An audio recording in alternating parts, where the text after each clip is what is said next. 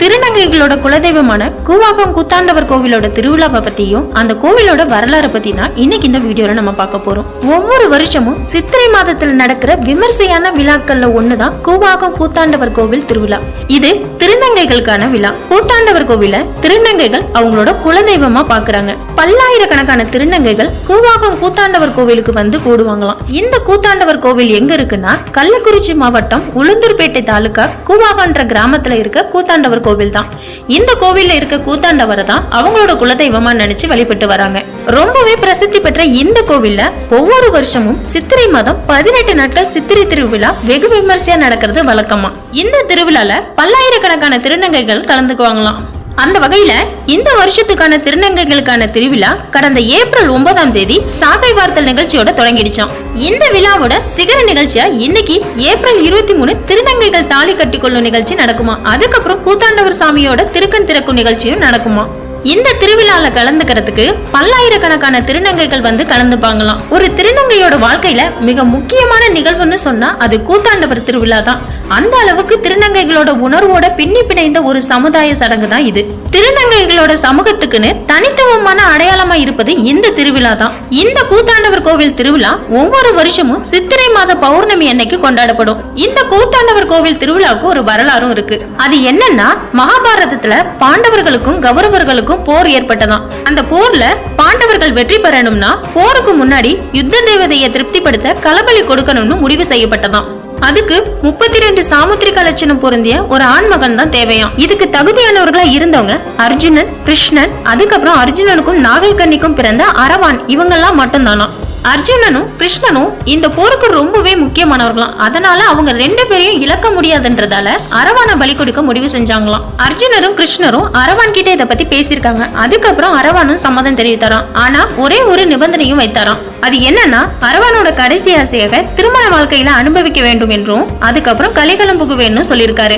ஆனா அரவானை கணவனை ஏத்துக்கவும் திருமணம் செஞ்சுக்கவும் வேந்தர் குலம்ல இருந்து வேடுவர் குலம் வரைக்கும் எந்த ஒரு பெண்ணுமே முன் வரலையாம். விடிஞ்சா பலியாக போற ஒருத்தனை திருமணம் செய்ய எந்த பொண்ணு தான் சம்மதிப்பா? இந்த சூழ்நிலையில கிருஷ்ணரே மோகினி அவதாரம் எடுத்து அரவானை திருமணம் செஞ்சுக்கிட்டாராம். ஒரு நாள் இரவு இல்லற வாழ்க்கைக்கு அப்புறம் அரவானை மறுநாள் களபலி கொடுத்துட்டாங்களாம். அதுக்கப்புறம் அரவானை திருமணம் செஞ்ச மோகினி விதவை குலத்துல இருந்தாலாம். இதுதான் அரவான்னு சொல்லப்படுற கூத்தாண்டவரோட வரலாறு. இந்த கதையோட அடிப்படையில திருநங்கைகள் அவங்கள கிருஷ்ணரோட அவதாரமான மோகினியா உணர்ந்து திரளாக கூடி கொண்டாடும் விழாவாக கூவாகம் கூத்தாண்டவர் திருவிழா இருக்காம். இதனாலதான் திருநங்கைகள் அவங்களோட குலதெய்வமா கூத்தாண்டவரை நினைச்சு வணங்குறாங்களாம். ஒவ்வொரு வருஷமும் அரவானை வழிபட டெல்லி, மும்பை, கல்கத்தா, கேரளா, பெங்களூர்ல இருந்தும் வெளிநாட்டுல இருந்தும் பல்லாயிரக்கணக்கான திருநங்கைகள் இந்த கூவாகம் கூத்தாண்டவர் கோவிலுக்கு வந்து கூடுவாங்களாம். அரவான் களபலியை நினைவுபடுத்துற வகையில இரவு சுவாமிக்கு கண் திறத்தல் நிகழ்ச்சி நடக்குமா. 18 நாள் திருவிழால இது முக்கியமான நிகழ்வாம். இதுக்காக பல்வேறு மாநிலத்திலிருந்தும் பல நாடுகள்ல இருந்தும் திருநங்கைகள் கூவாகம் கூத்தாண்டவர் கோவிலுக்கு வந்து கூடுவாங்களாம். அதுக்கப்புறம் கோவில் வாசல்ல திருநங்கைகள் எல்லாருமே பட்டுப்புடவைகள், நகைகள்னு போட்டுக்கிட்டு தலை நிறைய பூ வைத்து கை நிறைய வளையல் போட்டு புதுமண பெண் போல வருவாங்களாம். கூத்தாண்டவர் சுவாமியை தரிசனம் பண்ணிட்டு அரவானை திருநங்கைகளோட கணவரா நினைச்சு அங்க இருக்கிற பூசாரி கையால தாலி கட்டிப்பாங்களாம். அதுக்கப்புறம் பொங்கல் வைத்து வழிபாடு செய்வாங்களாம். அன்னைக்கு நைட்டு ஃபுல்லா திருநங்கைகள் எல்லாருமே கூவாகம் கிராமத்துல தங்கி ஆடி பாடி மகிழ்ச்சியா இருப்பாங்களாம். மறுநாள் பொழுது விடிந்ததும் கோவில்ல இருக்க அரவான் சிரசுக்கு முதல் மாலை அணிவிக்கப்படுமா. அதை தொடர்ந்து ஊர்வலமா அரவான் சிரசு எடுத்து வரப்படுமா. அப்போ திருநங்கைகள் எல்லாருமே சுத்தி நின்று கும்மி எடுத்து ஆடி பாடி மகிழ்வாங்களாம். 108 தேங்காயில இருந்து 1008 தேங்காய் வரைக்கும் சூர தேங்காய் அடிப்பாங்களாம். இதுக்கிடையில கோவிலோட வலது பக்கத்துல சகடையில 30 அடி உயரம் கம்பம் நட்டு வைக்கோல் பூரி சுற்றுவாங்களாம். இது அரவானோட திருவுருவம் அமைக்க அடிப்படை பணியாம். அதுக்கப்புறம் கிரிமேட்ல இருந்து மக்கள் பூஜை செய்து அரவானோட புஜங்கள், மார்பு பதக்கங்களை எடுத்துட்டு வருவாங்களாம். சிவலியாங்குளம் கிராமத்துல இருந்து அரசிலை, விண்குடையெல்லாம் எடுத்துட்டு வருவாங்களாம். நத்தம் கிராமத்துல இருந்து பாதம், கைகள், புஜங்கள் எடுத்துட்டு வருவாங்களாம்.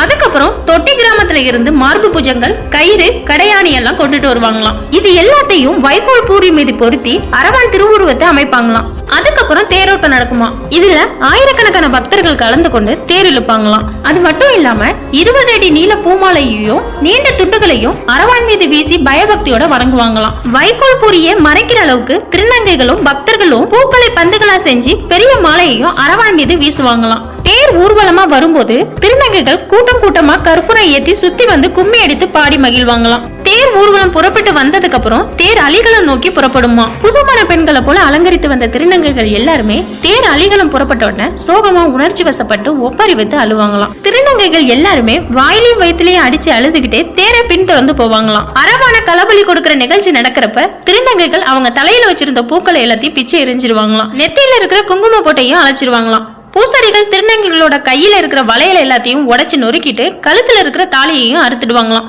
அப்போ திருநங்கைகள் அழுது புலம்பி ஒப்பாரி வைக்கிறத பார்க்கும்போது நமக்கே கண்கள் அங்க வைக்கும். சொந்த கணவனை இழந்தவங்க கூட இந்த அளவுக்கு உணர்ச்சி பூர்வமா அழுவாங்களான்னு கேட்கிற அளவுக்கு அந்த அளவுக்கு உணர்ச்சி பூர்வமா அழுவாங்களாம். அதுக்கப்புறம் திருநங்கைகள் எல்லாருமே தலைமொழிகிட்டு வெள்ளப்புடவை அணிந்து சோகத்தோட அவங்க ஊருக்கு போயிடுவாங்களாம். கூவாகம் கிராமத்துல இருக்கிற மக்கள் எல்லாருமே சுப நிகழ்ச்சிகளை தவிர்த்துருவாங்களாம். ஏன்னா மகாபாரத போர்ல அரவான் களபலி கொடுக்கறத நினைவுபடுத்துற வகையில கூவாகம் கூத்தாண்டவர் கோவிலோட சித்திரை திருவிழால 16 நாள் அலிகளம் நிகழ்ச்சி நடக்குமா.